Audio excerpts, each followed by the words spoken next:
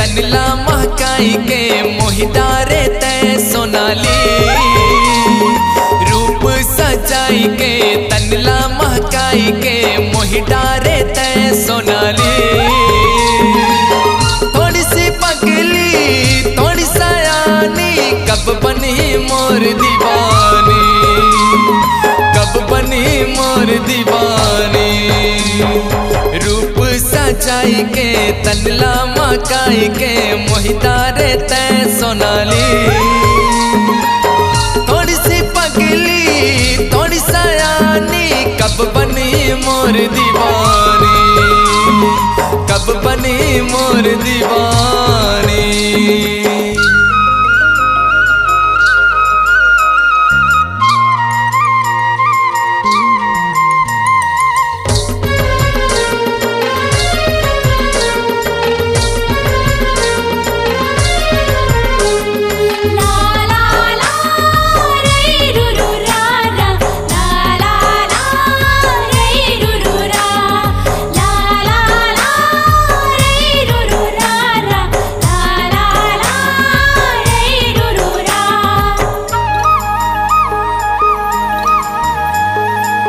फूल के ज्योति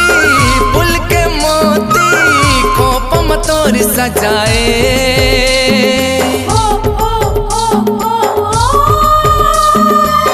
फूल के ज्योति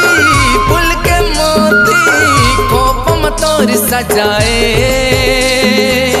चंपा चमेली मोगरा जूही मनला सब तोर भाए गुनले सुरता देखले सपना नैनल बान मार रे घुंघटा उठा के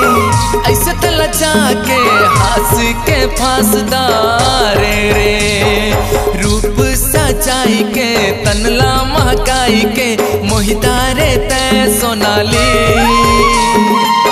थोड़ी सी पगली थोड़ी सयानी कब बनी मोर दीवानी कब बनी मोर दीवानी।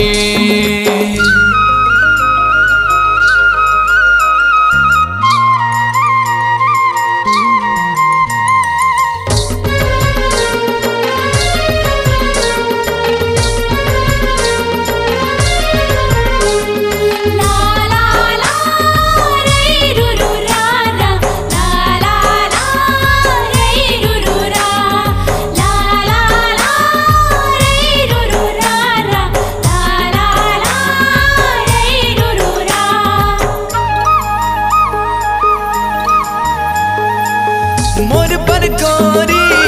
गड़े हावे तोला रे भगवान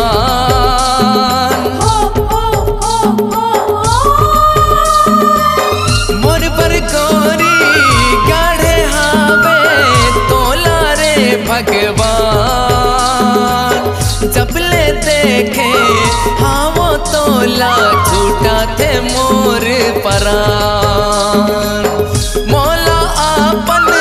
तहर बना ले कहीं तस का मोर यार अपन बना ले दिल में बसा ले कर लेना तय मोर से प्यार